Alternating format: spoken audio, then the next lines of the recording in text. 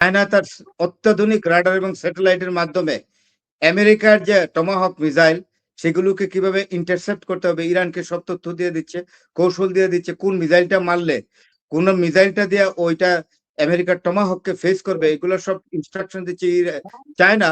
কারণ চায়নার তো বিপদ, কারণ চায়নার উপরে তো হামলা করেছে আগেই, যে আমেরিকার যে সবচেয়ে ইম্পর্টেন্ট রাডারটা, যেটা বাংলাদেশি টাকা 1000 কোটি টাকা, এটা মধ্যপ্রাচ্যে বসানো ছিল। এটা তো প্রথম দিনে চায়নার ইশারায় একদম চায়না টেকনোলজি, অর্থাৎ চায়না প্রোভাইড করছে কিভাবে এটা নষ্ট করে দিবে, ইরান সেটা অকেজো করে দিয়েছে। এন্ড ভার্চুয়ালি আমেরিকা কিন্তু ওই রাডার ছাড়া আর নিশানা ঠিক মতো করতে পারতেছে না মিসাইলে। ওই রাডারটা বাংলাদেশের 1000 কোটি টাকা দাম। and it was installed in Middle East.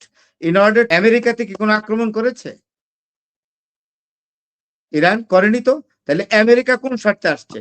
তাহলে বুঝতে হবে যে অ্যাপস্টিন ফাইল, যে ফাইলের মধ্যে খুব নোংরা কথা, ছবি আছে ডোনাল্ড ট্রাম্পের, এবং এটা অন্যান্যরা বিশেষ করে ইসরায়েল থ্রেট করছে, নেতানিয়াহু থ্রেট করছে যে তুমি যদি আমার পক্ষে যুদ্ধ না করো ইরানের বিরুদ্ধে, তাহলে অ্যাপস্টিন ফাইলটা ওপেন করে দেবো, এবং যেই ধরনের ছবি আসবে এই ছবি অত্যন্ত ভালগার এবং রাবিশ পিকচার্স, এবং তোমার যে স্ট্রং অ্যাসোসিয়েশন এপস্টিনের সাথে আছে সেটা সারা পৃথিবী জানবে, এবং জানার ফলে আমেরিকার প্রেসিডেন্টের পদে থাকা তোমার জন্য আর নৈতিক কোনো অধিকার তোমার থাকবে না। তো যেটাই হোক, আমি তো এখানে আরেকটা আমেরিকার পক্ষ থেকে বলা হয়েছিল, নামটা আমার খুব স্মরণ আসতেছে না, যে অ্যাপস্টিন ফাইল নিয়ে যে সমালোচনা শুরু হয়েছে, সেই সমালোচনার দামাচাপা দিতেই মূলত ইরানের সঙ্গে যুদ্ধের সূচনা করেছে ডোনাল্ড ট্রাম্প।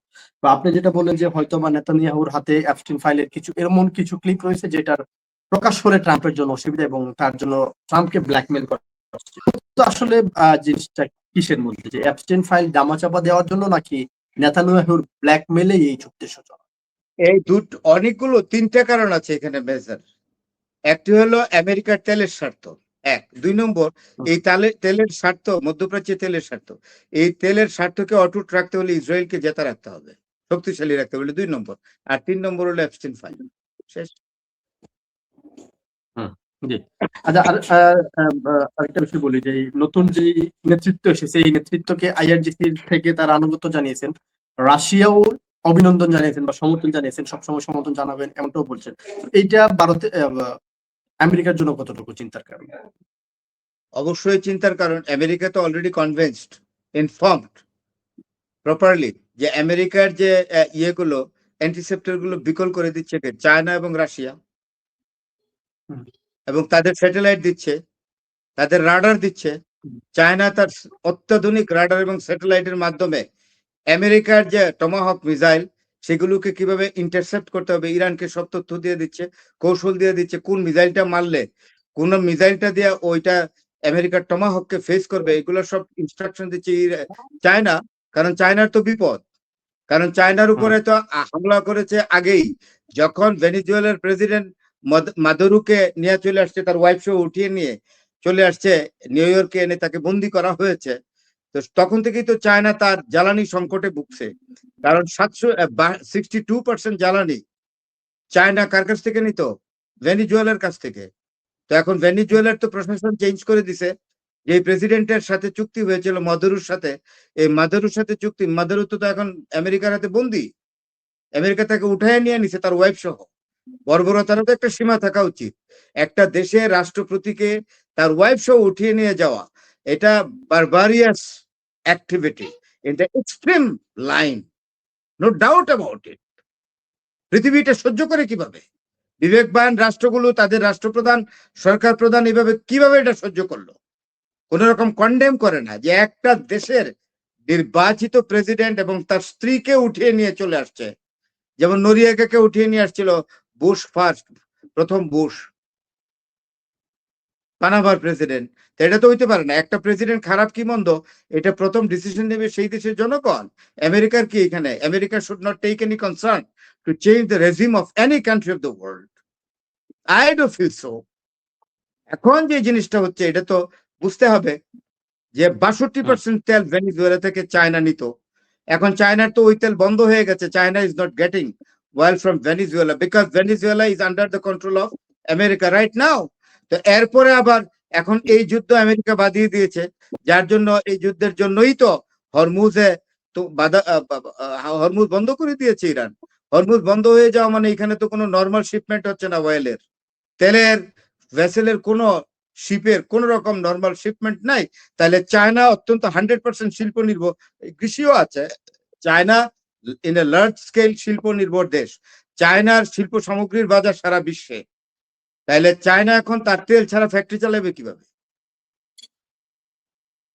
তাই না? চায়না তো অবশ্যই আমেরিকাকে দেখে নেবে। তাই চায়না এবং রাশিয়াও তাই সমস্ত ডিভাইস দিচ্ছে কিভাবে ইন্টারসেপ্টিং করা যাবে।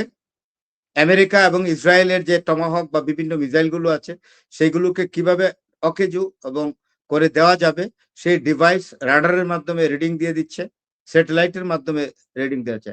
এবং আরেকটি কথা, এটা তো বেশ কয়েকদিনই হয়ে গেল যে আমেরিকার যে সবচেয়ে ইম্পর্টেন্ট রাডারটা, যেটা বাংলাদেশি টাকা 1000 কোটি টাকা, এটা মধ্যপ্রাচ্যে বসানো ছিল।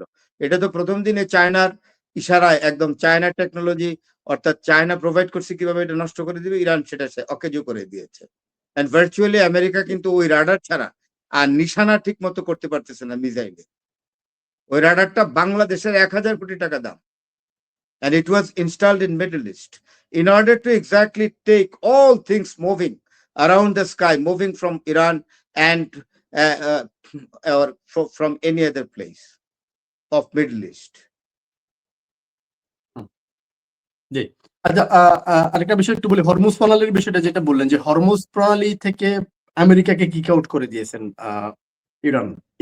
এই মুহূর্তে ইরানের হাতে সম্পূর্ণ নিয়ন্ত্রণ হরমুজ প্রণালীর।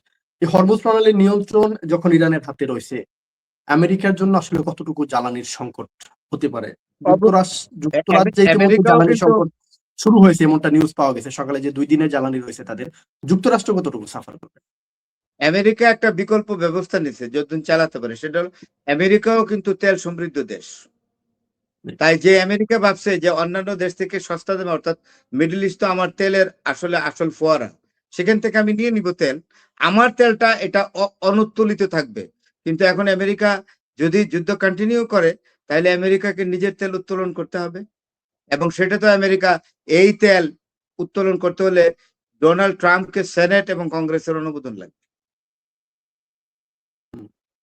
কারণ এটা লেখাই আছে যে এই তেল, আমেরিকার তেল উত্তোলন করার জন্য, এটাকে রিফাইনারি সিস্টেমে আনার জন্য, it must have American president must have the support from Congress or approval from Congress or from Senate.